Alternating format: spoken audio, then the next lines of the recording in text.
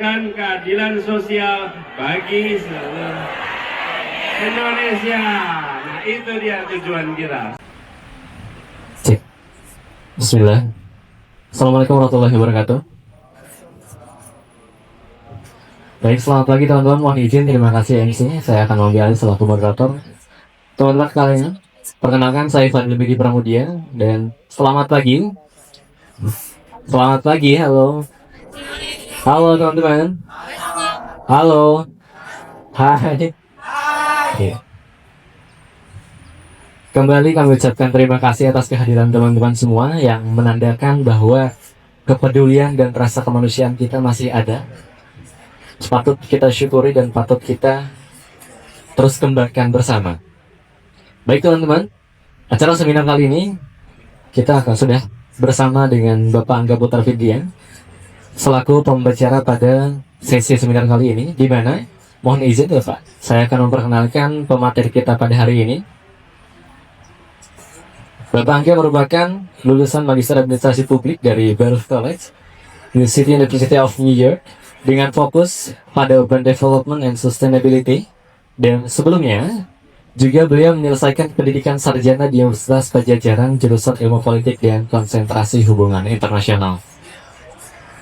Beliau memiliki lebih dari 10 tahun pengalaman profesional di berbagai sektor strategis yang saat ini beliau menjabat sebagai co-founder sekaligus Director of Urban Development and Housing di Wamesa Consulting, sebuah lembaga yang memang berfokus pada penyusunan kebijakan publik dan berbasis data untuk menjembatani kepentingan masyarakat dengan agenda politik yang berorientasi pada keberlanjutan. Beberapa inisiatif yang beliau pimpin antara lain adalah salah satunya teman-teman program Kampung Susun Akuarium dan Kampung Susun Kunir yang kini diakui dunia internasional dan meraih penghargaan Gold Medal World Habitat Award 2024 dari UN Habitat. Tepuk tangan dulu teman-teman semua. Dan perlu kita pahami dan bahwa tidak hanya berkiprah di ranah pemerintahan, Bapak Angga juga pernah menjadi bagian dari gerakan pendidikan yaitu Indonesia Mengajar sebagai pengajar muda, di mana beliau mengajar di daerah terpencil dan turut menginisiasi program Lampung Mengajar. Pengalaman ini memperkuat keyakinan beliau bahwa pendidikan dan empati sosial merupakan fondasi utama dalam membangun masyarakat yang beradab dan berkeadilan. Terima kasih, dan ini dia Bapak Angga Putra Fidian, SIP MPA sebagai pembicara kita hari ini. Boleh tepuk tangan sekali lagi teman-teman.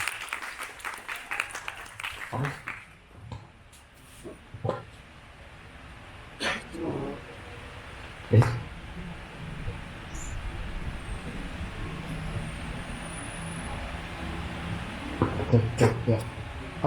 Assalamualaikum warahmatullahi wabarakatuh. Ya, selamat pagi teman-teman di Universitas Singapura Bangsa Karawang. Ya, ini pengalaman pertama saya ke Unsika. Waktu pertama kali dapat undangannya, wah, saya yang ada di kepala saya ketika bicara tentang Singapura Bangsa itu adalah stadion. Karena sering banget di Liga Indonesia main di Stadion Singapura Bangsa.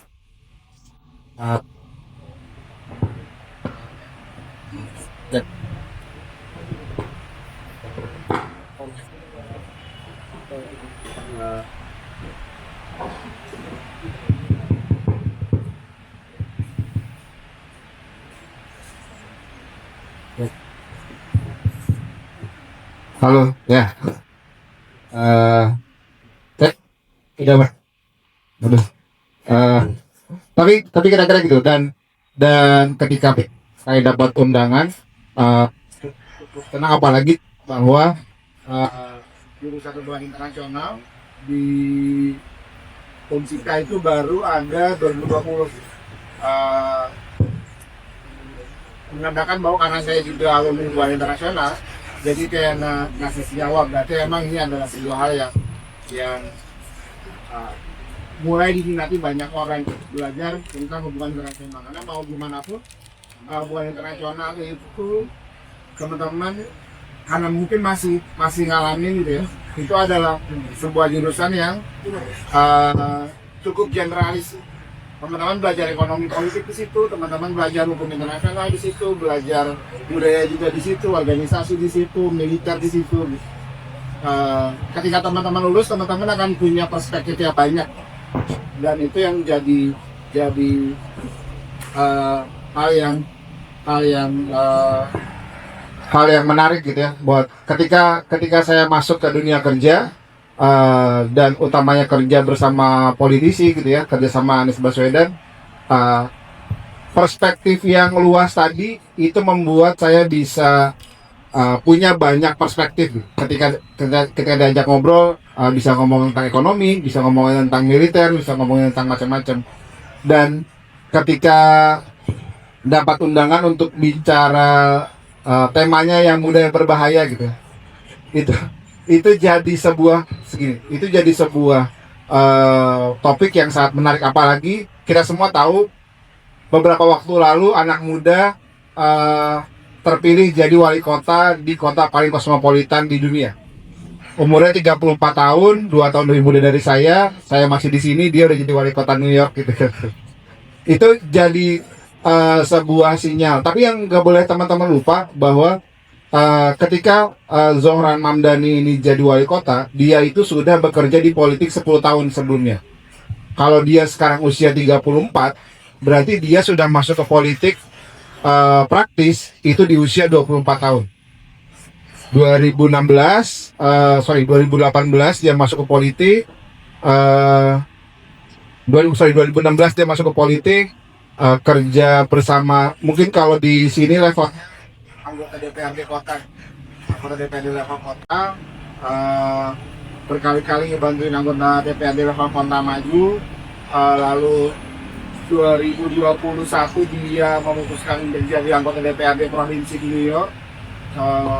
3 kali ada pemilihan, karena di sana sistemnya pemilihannya 2 tahun sekali. 3 kali ada pemilihan dan 3-tiganya dia menang tanpa lawan. Sekarang dia maju jadi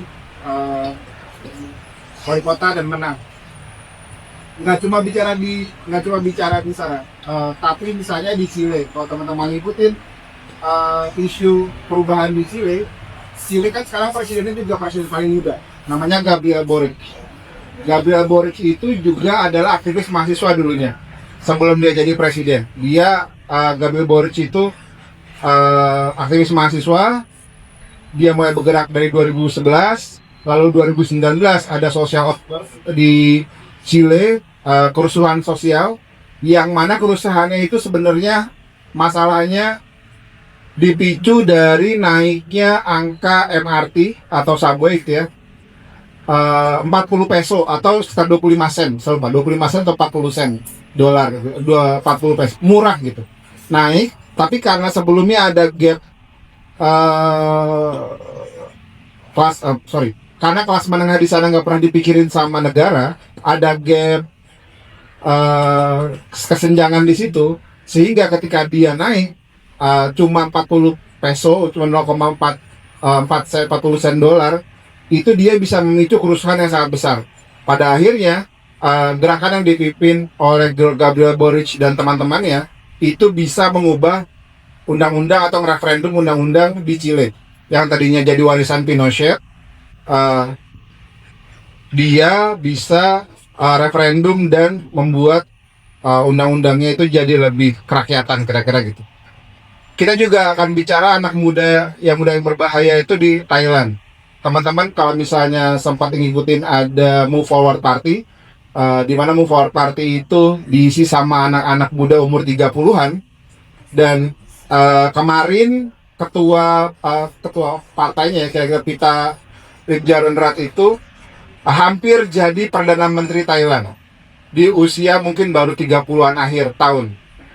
Cuma memang sistem politiknya membuat dia dia gagal jadi wali kota. Jadi Perdana Menteri Thailand. Tapi partainya sendiri, Partai Move Forward Party itu 2018 dia cuma 31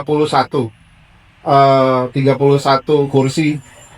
Dan di 2023, di pemilu 2023, 2018 dia 31 di urutan ketiga.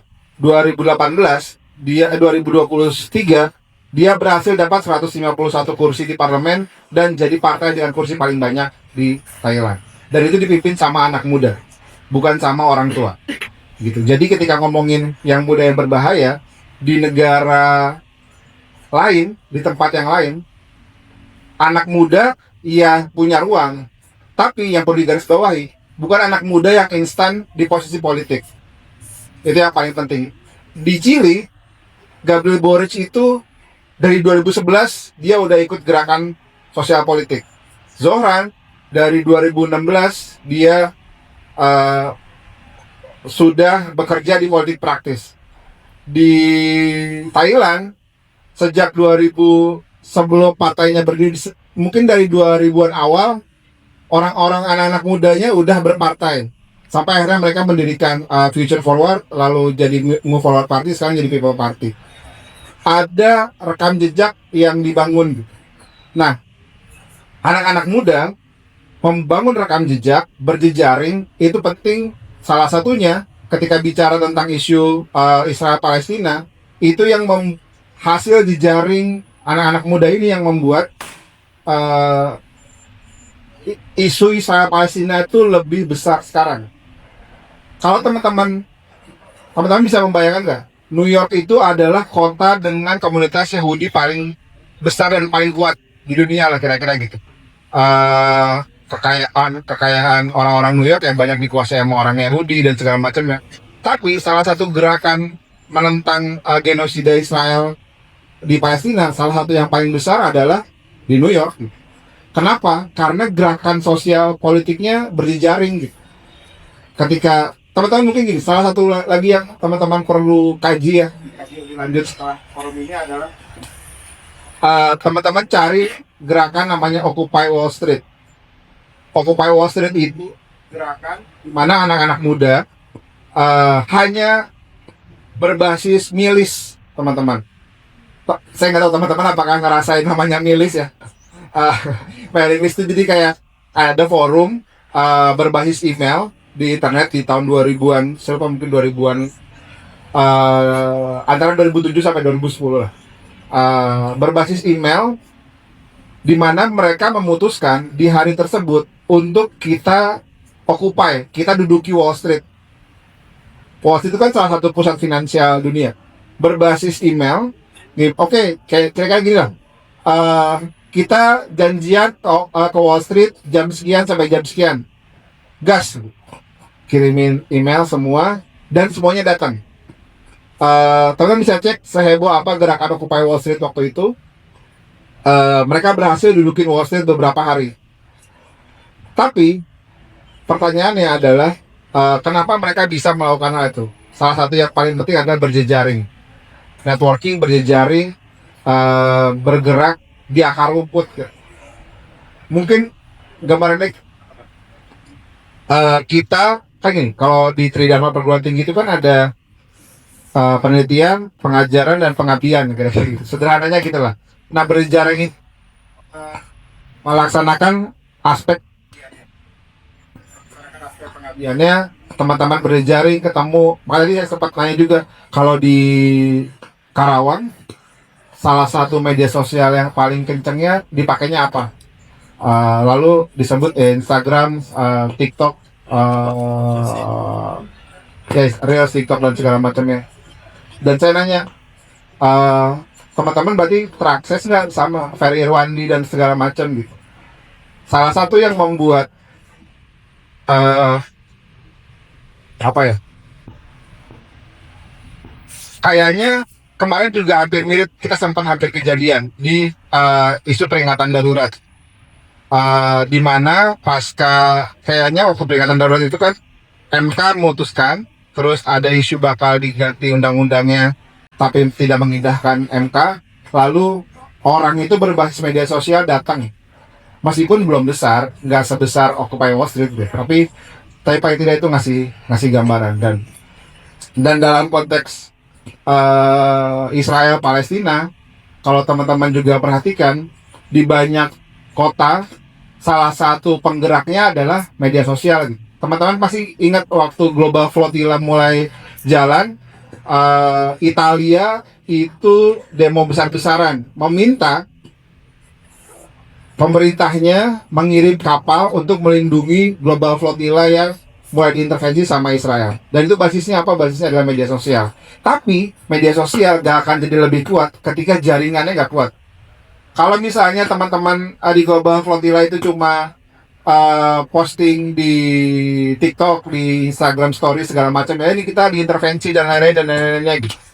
Tapi jaringan di Italianya nggak punya akar rumput, nggak saling kenal satu sama lain, ya nggak akan ada tuh demo sebesar itu di Indonesia gitu. eh, Mau misalnya ada beberapa influencers yang concern sama Palestina tapi nggak punya jejaring yang kuat di bawah, nggak akan jadi apa-apa juga.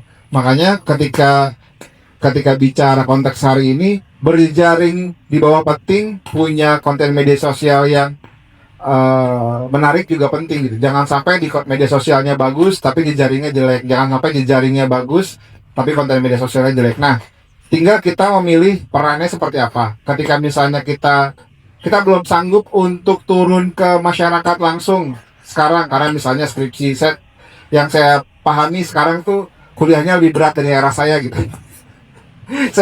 saya masih bisa nginep di kampung buruh dulu ya. Dulu di kampung buruh sempat nginep, di kampung petani sempat nginep waktu masih jadi aktivis gitu. Sekarang kayaknya lebih sulit karena mungkin tugasnya lebih banyak gitu ya. Dan lebih susah, tapi mungkin tetap penting untuk menyeimbangkan ketika misalnya teman-teman lagi punya kesempatan untuk berjejaring, turun ke masyarakat, turun ke grassroots, ketemu teman-teman di kampus yang lain, lakukanlah gitu. Lalu ketika misalnya teman-teman harus belajarlah, tapi untuk mengeksersis pemikiran, untuk mengeksersis hal-hal yang lain, pilihlah tugas-tugas yang memang nyerempet sampai isunya. Ketika ngomongin perdagangan internasional, ekonomi politik internasional gitu, coba ambil isu-isu yang sangat penuh dengan values social justice misalnya gitu ya. Untuk apa? Untuk memperkuat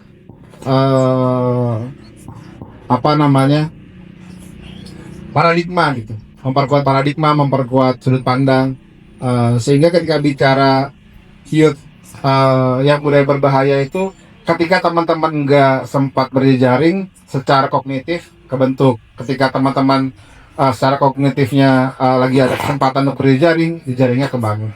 Mungkin itu dulu di awal. Luar biasa. Iya. Terima kasih.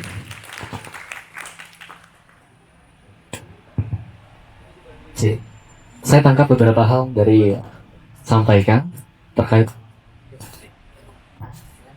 yang terkait dengan bagaimana karakteristik anak muda, dan memang kami atau sosialisasi muda.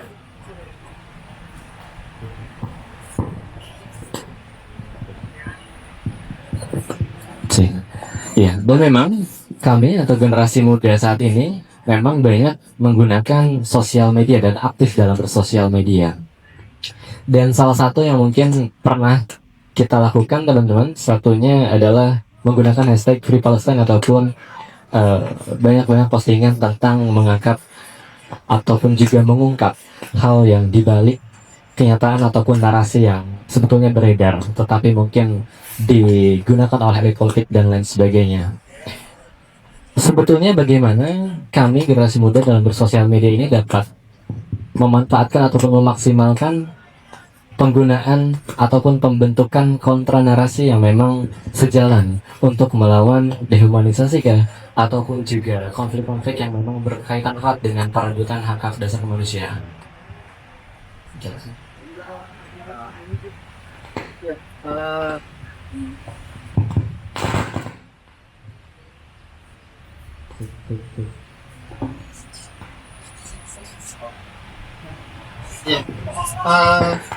Mungkin itu teman-teman. Ketika bicara pertanyaannya adalah sosial medianya digunakan untuk yang seperti apa. Pertama yang harus dijawab sebelum ke sana adalah tujuannya mau apa. Kayak misalnya gini, ini contoh paling mendasar. Ketika bicara konflik Israel Palestina, ketika kita bicara genosida, yang perlu teman-teman lihat adalah, kalau bagi saya adalah tentang keadilan sosialnya dulu gitu, tentang pembunuhan, tentang genosidanya dulu.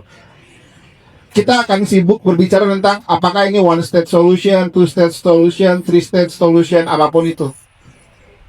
Mau two state solution juga, kalau genosidanya nggak selesai, nggak akan selesai konfliknya. Ketika mau one state solution juga, ketika genosidanya nggak diselesai, nggak akan selesai. Nah, penting untuk kita menggunakan media sosial itu untuk bicara tentang mau bicara apa, mau ngapain, mau fokus di fundamentalnya kah, di genosidanya kah, mau fokus tentang two state solutionnya kah, one state solutionnya kah, atau mau bicara hal yang lain. Karena ini jadi penting ketika kalau kita tidak memahami core problemnya ada di genosidanya gitu.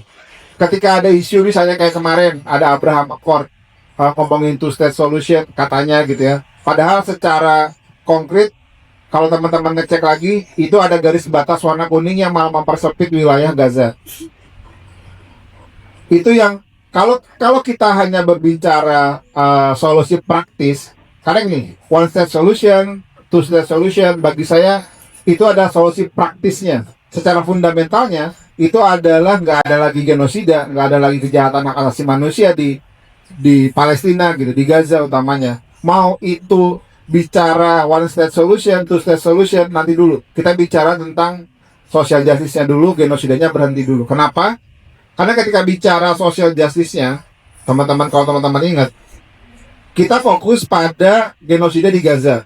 Tapi sebenarnya ada okupasi wilayah juga di tepi barat gitu. Di West Bank itu ada rumah-rumah warga Palestina yang diduduki oleh orang Israel, diambil alih paksa dengan diklaim gitu. Oh ini adalah tanah saya, kalian pergi aja gitu. Padahal itu konfliknya sama-sama okupasi tanah. Dan ketika ngomongin genosida yang kayak gini juga harus dihentikan gitu. Makanya di banyak tempat yang diadres selain tentang TSS atau OSS adalah ya udah genosidanya berhenti dulu nih. Yang bertanggung jawab atas genosidanya itu ditindak dulu nih. Siapa sih? Hari ini Benjamin Netanyahu, besok entah siapa lagi presiden selanjutnya. Tapi kan ketika itu nggak pernah disampaikan, akhirnya masalahnya tidak selesai. Dan dalam konteks kita menggunakan media sosialnya buat apa? Ya kita harus menjelaskan itu. Kita harus menjelaskan bahwa sebenarnya dalam apalagi bagi Indonesia gitu ya. Menurut saya Indonesia tuh nggak usah terjebak dari ngomongin apakah ini tuh state solution atau one state solution. Biarkan itu urusan warga Palestina yang memutuskan. Karena kita nggak punya otoritas gitu.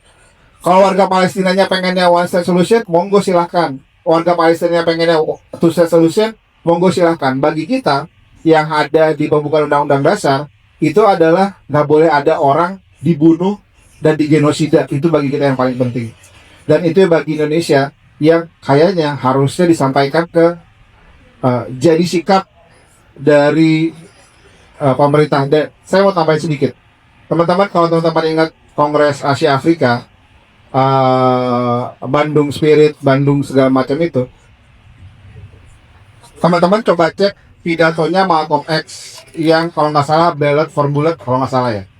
Tapi di situ Malcolm X, kalau teman-teman tahu, itu nyebut bahwa Bandung Spirit itu jadi semangat dari perlawanan gerakan kulit hitam di Amerika Serikat.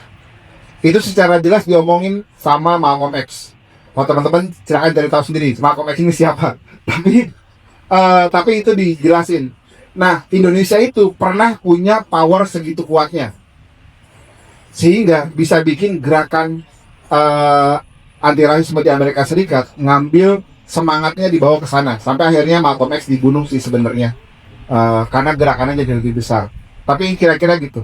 Nah, Indonesia harusnya bisa ngambil peran di situ, ngambil peran.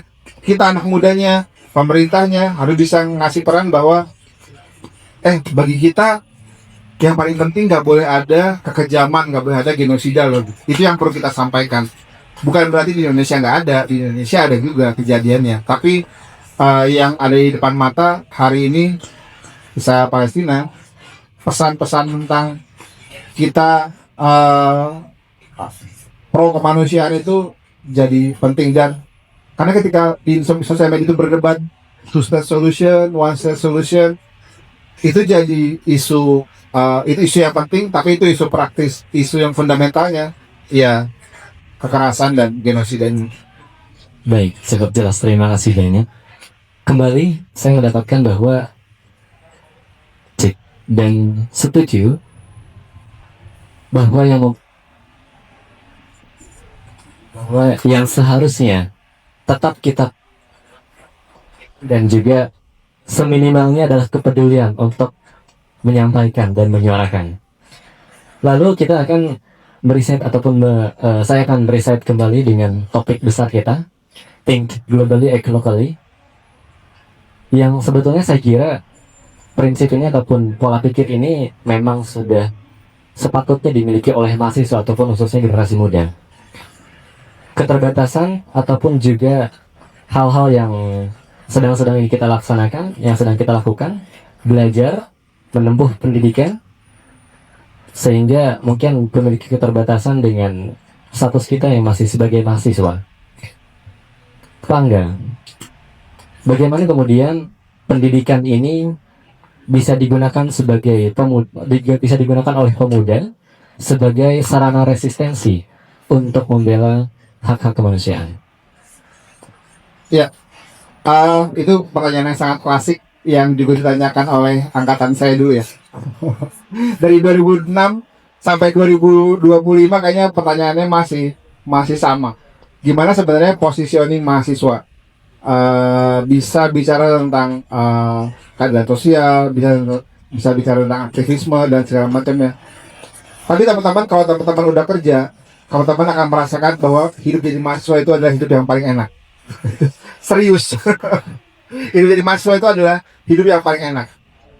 Ketika teman-teman ke dunia kerja, teman-teman akan hanya punya waktu berjejaring setelah kerja. Kalau teman-teman kerja kantoran, berarti mungkin setelah jam 5. Dan kalau berjejaring juga itu pasti pulang ke rumah capek. Belum lagi ada waktu buat pacaran, belum lagi ada waktu buat lain-lainnya gitu. Itu pasti terkuras habis lah waktunya. Tapi ketika bicara sebagai mahasiswa, itu waktu luangnya juga sangat luas gitu. Nah, tadi saya kasih contoh beberapa gerakan di Thailand, di Chile, di New York sendiri. Memang yang gerakin itu anak muda, mahasiswa, anak muda. Mereka yang menggerakkan, karena ketika teman-teman gini, ada jokes, ada sebuah jokes yang banyak inilah, masih muda itu harus sosialis. Nanti kalau udah kerja dan punya anak, kalian bakal jadi kapitalis kira-kira gitu. Kalau masih sosialis sampai tua, berarti kalian bodoh kira-kira gitu. Itu jokes mungkin ngetren di 2000-an akhir gitu ya. Saya nggak tahu apakah masih ada jokes itu di sekarang. Tapi paling tidak jokes itu ngasih lihat bahwa memang ketika ngomongin anak muda itu waktunya jadi idealis. Saya idealis mungkin. Idealis itu apa sih gitu?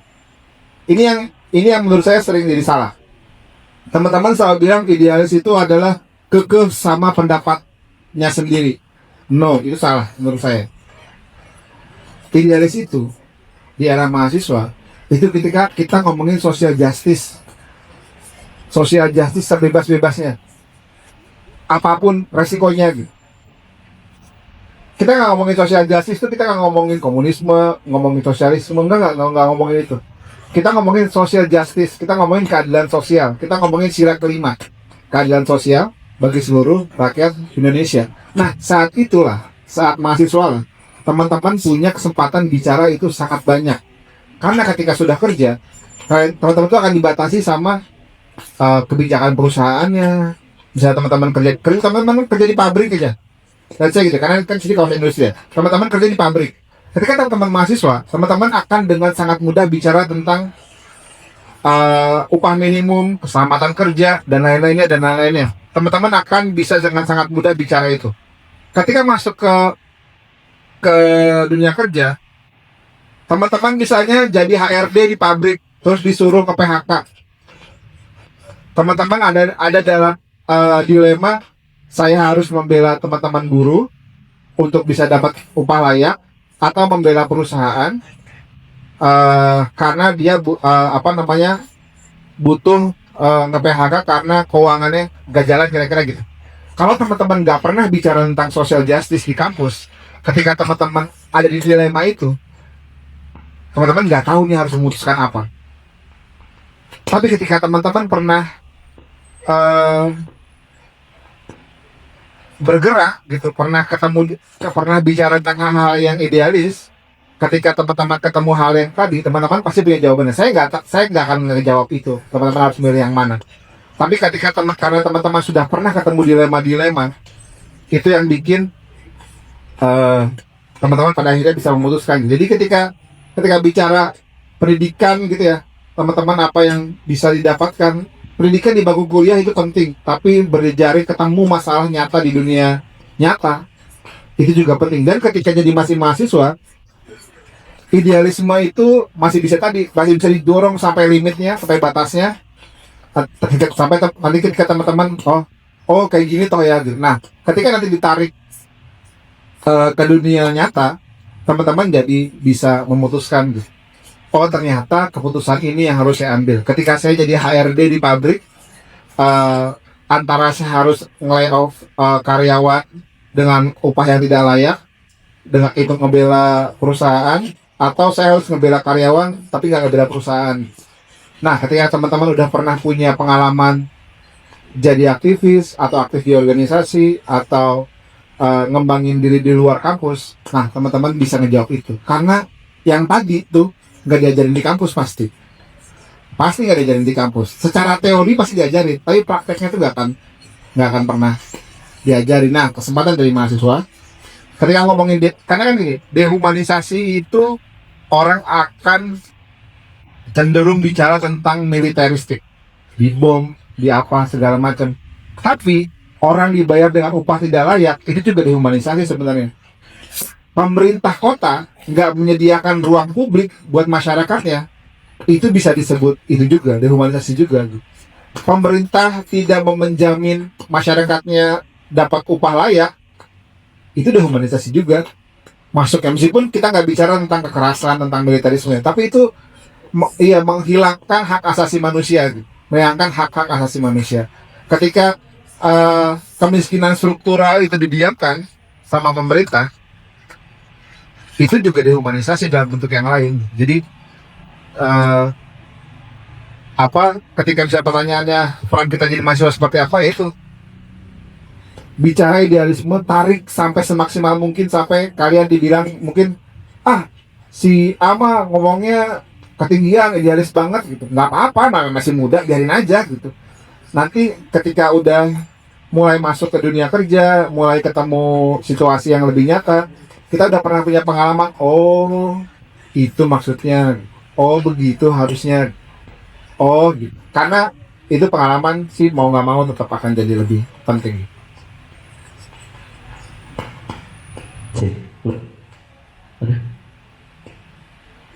Luar biasa.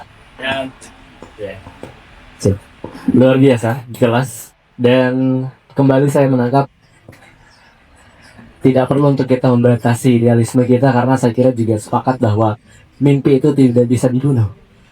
Dan saya sebetulnya sudah banyak menyiapkan banyak pertanyaan. Cuma sekarang sepertinya saya akan memberikan pilihan kepada teman-teman, Pak. Saya kembalikan kepada teman-teman, apabila ada yang ingin bertanya, saya silahkan, boleh untuk angkat tangan terlebih dahulu dan memperkenalkan diri terlebih dahulu. Ya, silakan. Ya, boleh.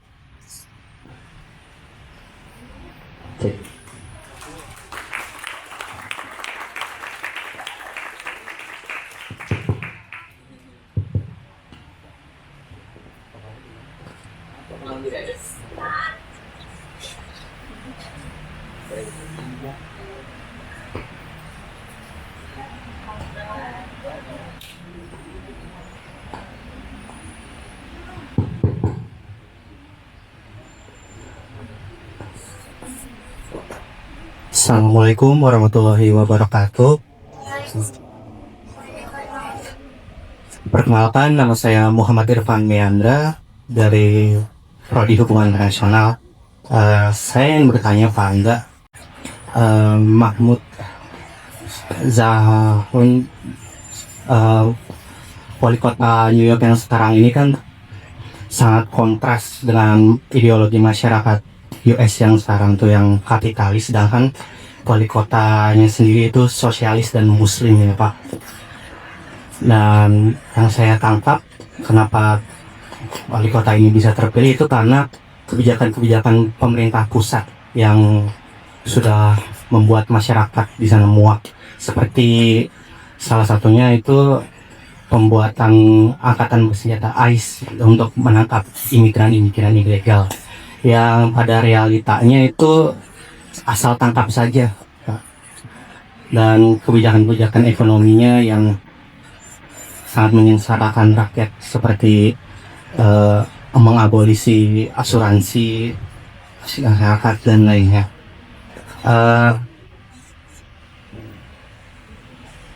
Yang ingin tanyakan adalah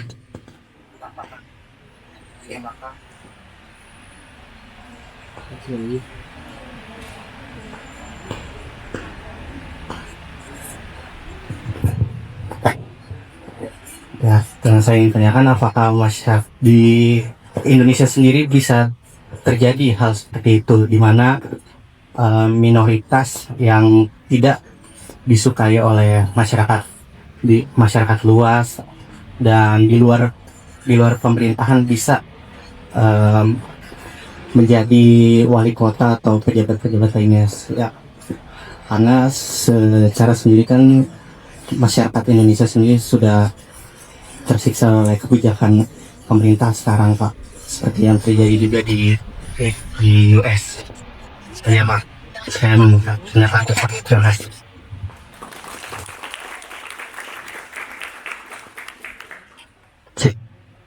Boleh, silahkan. Ya, ini pertanyaan menarik.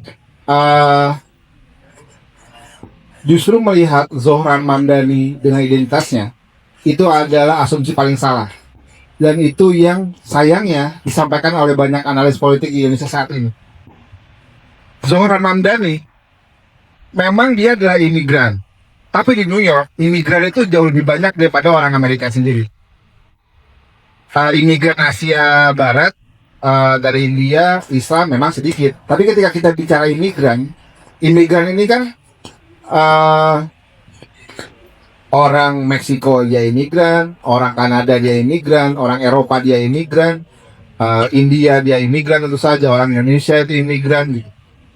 Tapi yang sebenarnya kenapa tadi saya bilang salah, karena Zohran Mamdani itu tidak membangun karir politiknya dengan identitas. Dia ngebangun karir politiknya itu dengan kerja politik. Zohran selain dia kerja bersama politisi, dia tergabung sama jejaring namanya Democratic Socialists of America. Dia bekerja sebagai aktivis perumahan, di mana dia mengadvokasi warga di Queens yang terancam penggusuran paksa.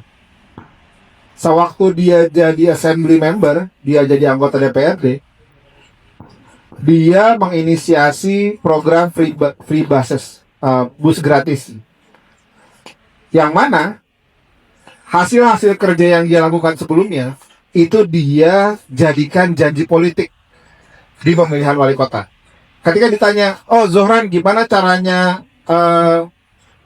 bikin free bus gratis gitu, dia bisa bilang saya udah bikin waktu kemarin, ini yang saya kerjain. Ketika ngomongin gimana kamu mau freeze rent, ngebekuin uang sewa di New York gitu, dia bisa bilang lah saya aktivis perumahan dulu. Itu yang nggak pernah disampaikan, bahwa Zohran terpilih itu bukan karena dia imigran dan dia minoritas, bukan karena dia identitasnya, bukan. Itu adalah asumsi paling salah. Zohran terpilih di New York karena dia punya kerja politik yang benar. Dia jadi politik, dia berjejaring di Democratic Socialists of America. Saya pernah demo bareng Zohran, FYI. Saya demo di New York waktu kuliah. Waktu itu nama demonya itu adalah tentang good cause eviction. Good cause eviction itu mereka lagi advokasi undang-undang Vandal ya kalau di sini gitu, karena levelnya level state, level provinsi, bahwa orang itu nggak boleh digusur paksa. Kalaupun misalnya mereka nggak mampu bayar, itu negara harus ngefasilitasi kira-kira gitu, memfasilitasi dulu deh gitu. Jangan langsung tiba-tiba landlordnya datang bawa pas anggota keamanan terus diusir, karena kadang-kadang orang nggak bisa bayar itu ada banyak hal gitu. Dan negara harus menjamin bahwa mereka kira-kira gitu loh, ngomongin advokasi perumahan. Waktu itu saya nggak tahu Zohran itu akan maju di wali kota 2021. Datang ada aksi di Wall Street, saya ingat saya datang di situ karena waktu di New York saya juga ngambil fokusnya ke perumahan ya. Di sana yaitu secara nyata dia ngebangun rekam jejaknya, jadi nggak ngomongin identitas sama sekali gitu. Dan itu yang menurut saya banyak analis politik yang salah sebenarnya ngelihat bahwa Zohran itu terpilih karena identitas. Enggak. Zohran terpilih karena dia ngebangun kerja dan rekam jejak yang benar. Dan dia mulai itu berarti sekarang 34. Dia mulai itu 10 tahun yang lalu, berarti dia mulai semua di umur 24 tahun teman-teman. Dan teman-teman sini belum terlambat untuk ngelakuin itu. Kalau teman-teman punya visi saya mau masuk ke politik praktis, yang mulai dari awal dan ngelakuin kerja-kerja yang benar. Teman-teman bisa cek DSA itu apa. DSA itu ngomongin social justice di Amerika Serikat, ngomongin tentang keadilan sosial, bukan ngomongin, sekali lagi saya tadi bilang, dia nggak ngomongin sosialisme, dia nggak ngomongin kapitalisme, dia nggak ngomongin spektrum kiri kanan tradisional. Yang dia omongin adalah social justice, fokusnya di situ. Kadang social justice nggak selalu sosialis banget, kadang kapitalisme juga bisa jadi gambar social justice, tapi intinya ngomongin social justice, meskipun identiknya akan bicara sering tentang sosialisme. Tapi kayak gini, sosialisme teman-teman pasti belajar ya, karena teman-teman kan pasti belajar tentang ideologi gitu. Sosialisme itu kan bukan komunisme, itu dua hal yang berbeda gitu. Supaya nggak salah gitu ya. Kadang-kadang kan orang sosialisme, komunis segala macam, kan sosialisme itu beda lagi. Nah ketika ngomongin social justice, nah teman-teman tuh waktunya sekarang. Zohran mungkin udah usia 24 kayak apa nih gitu, padahal kita kerja politik aja gitu. Tapi dia dapat buahnya hari ini. Dan itu ya, kalau teman-teman emang serius mau ngomongin berpolitik, janganlah berpolitik praktis aja, berpolitiklah yang punya akar. Akarnya itu, kalau Zohran akarnya ya dia aktivis perumahan, dia aktivis social justice di New York yang kotanya kan. Dan FYI juga, meskipun New York itu sangat mahal dan sangat kapitalisme sekali, kalau teman-teman pelajari kebijakan pemerintahnya 10 tahun terakhir, justru pemerintahnya itu sangat sosialis. Satu hal, karena ini saya pelajari, saya harus ngomong, 51% perumahan di New York itu dikontrol sama negara. 51% perumahan di New York itu dikontrol sama negara. Cek Indonesia, berapa persen negara kontrol perumahannya? Hampir, mungkin 10% nggak nyampe. Di New York yang kotanya sangat kapitalisme, maksudnya sangat kapitalisme, 51% huniannya dikontrol sama negara. Baik itu ada rent control, baik itu rent stabilizer, baik itu segala macam-macam. Tapi 51% ya huniannya dikontrol sama negara. Itu kasih gambaran bahwa kalau negaranya mau mikir, kalau pemerintahannya mau mikir ngebelain rakyatnya, bisa ternyata. Meskipun kapitalisme kotanya gitu kira-kira. Baik, terima kasih banyak Pak. Boleh tepuk tangan teman-teman semua. Ya. Terima kasih. Apakah cukup menjawab? Dan sepertinya ini pertanyaan terakhir di sesi kita kali ini. Mungkin sebagai tambahan, kira-kira ketika kami ingin belajar ataupun ingin menambah wawasan dari pemikiran Bapak, di mana kami bisa mengakses pengetahuan yang bisa Bapak sampaikan? Di YouTube mungkin atau Iya, saya punya YouTube, namanya channelnya Angga Fidrian. Saya sering share pendapat di situ. Saya juga baru nulis buku, tapi versi gratisnya itu ketika kelas menengah turun ke jalan, itu bisa diakses di anggapf.com. Isinya apa? Isinya tentang tadi contoh-contoh gerakan sosial politik, contoh-contoh kelas menengah. Kenapa kelas menengah harus gerak gitu. Sedang proses untuk buku offline-nya.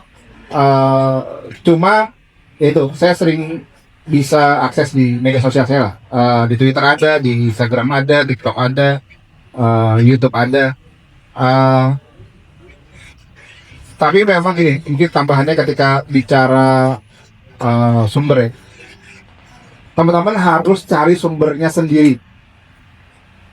Apa yang saya sampaikan hari ini itu jadi trigger aja. Trigger, oh Occupy Wall Street apa sih? Oh Chile, Gabriel Boric itu siapa sih? Oh Move Forward Party itu siapa sih? Teman-teman cari sendiri, karena kalau udah cari sendiri kalian teman-teman bisa nge-explore itu sendiri dan dapat lebih banyak pengetahuan. Jadi ketika ada influencer ngasih tahu apa, jangan diterima 100% karena belum tentu benar. Begitu kira-kira. Terima kasih banyak Bapak. Demikian sudah menjadi pamungkas dari sesi materi kita hari ini. Dan perlu kita pahami juga bahwa satu hal, ketika pemuda memang menggunakan dan aktif dalam bermedia sosial, ada yang namanya literasi digital, teman-teman. Bagaimana kita mengolah informasi dan juga menggunakan serta memanfaatkannya dengan bijak.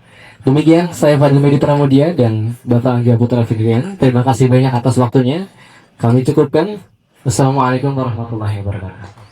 Terima kasih teman-teman.